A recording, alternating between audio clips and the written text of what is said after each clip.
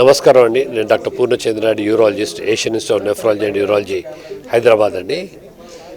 ఇవాళ మనము వుహాన్ నుంచి హైదరాబాద్కు టెలిసర్జరీ గురించి మాట్లాడుతున్నాం. ఒక 3900 కిలోమీటర్ దూరంలో అక్కడ రోబోటిక్ సర్జరీ చేసి ఇక్కడ పేషెంట్ హైదరాబాద్ ఐనులో ఉన్నారు. డాక్టర్ చేసిన వాళ్ళు అక్కడ ఉన్నారు. అక్కడి నుంచి ఇక్కడ చేయడము చాలా సులభంగా అయిందన్నట్టు. Only just fraction of a second difference తోటి అక్కడ మూమెంట్ ఇక్కడ తెలుస్తున్నట్టు.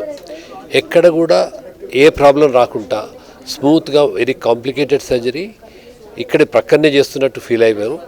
90 నిమిషాల్లో యూరెట్రిక్ రీఇంప్లాంటేషన్ సర్జరీ అయిపోయింది అన్నట్టు. ఒకటే ఏంటంటే ఈ సర్జరీస్ చేసేటప్పుడు అక్కడ టీం ఉండాలి, ఇక్కడ కూడా ఉండాలి అన్నట్టు. ఎందుకంటే ఏమైనా టెక్నికల్ ప్రాబ్లం వచ్చినా, కమ్యూనికేషన్ ప్రాబ్లం వచ్చినా ఇక్కడ టీం టేక్ ఓవర్ చేస్తట్టు. కానీ ఏం ప్రాబ్లం రాలేదు. ఇది స్టార్టింగ్లో కాబట్టి ఇవన్నీ ప్రాబ్లమ్స్ ఉంటాయండి. బట్ ఓవర్ టైం టెక్నాలజీ ఎంత ఫాస్ట్గా అవుతుందంటే లాస్ట్ 10 years వేరు, ఇప్పుడు నెక్స్ట్ 10 years వేరు. రోజుకు కమ్యూనికేషన్ ఎక్కువైపోతుంది, ఆడియో విజువల్ ఎక్కువైపోతుంది. ఇక్కడ ఎంత క్లారిటీ ఉంటుందో అక్కడ కూడా అంతే క్లారిటీ ఉంటుంది. కాబట్టి ఫ్యూచర్ ఈ టెలిసర్జరీకి చాలా ఉంటుంది. ఈ రోబోట్స్ కూడా కాస్ట్ ఇవాళ ఎక్కువ ఉన్నా కూడా స్లోగా కాస్ట్ తక్కువ అవుతున్నాయి అండ్ ప్రతి చోట రోబోట్స్ స్టార్ట్ అవుతున్నాయి. It's matter of time. ఒక నెక్స్ట్ 5-6 yearsలో ఇండియాలో చాలా చోట ఉంటుంది. ఈ టెలిసర్జరీస్ కొన్ని స్పెషలైజ్ సర్జన్స్ ఉన్నా కూడా ఒక దగ్గర కూర్చొని వేరే చోట చేయగలుగుతారు. సో దీంతో పేషెంట్ కూడా చాలా సులభం అవుతుంది. ఏదో వేరే స్టేట్కి వెళ్ళి వేరే రాని భాషలో ఉండి వాళ్ళతో మాట్లాడడం అవన్నీ తప్పే అవకాశాలు ఉన్నాయన్నట్టు. So telesurgery is going to stay, it is going to rise and indications పెరుగుతాయి అండ్ ఇది చాలా మంచి పరిమాణం అన్నట్టు.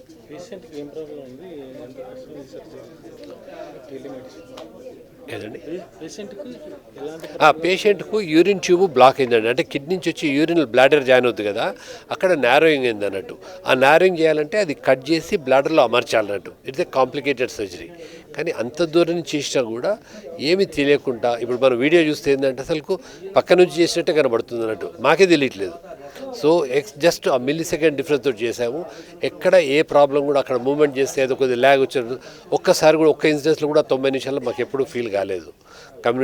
కమ్యూనికేషన్ చాలా బాగుంది కాబట్టి. బట్ ఫ్యూచర్లో కమ్యూనికేషన్ ఇంకెక్కువైతున్నాయి కాబట్టి we expect better things in future.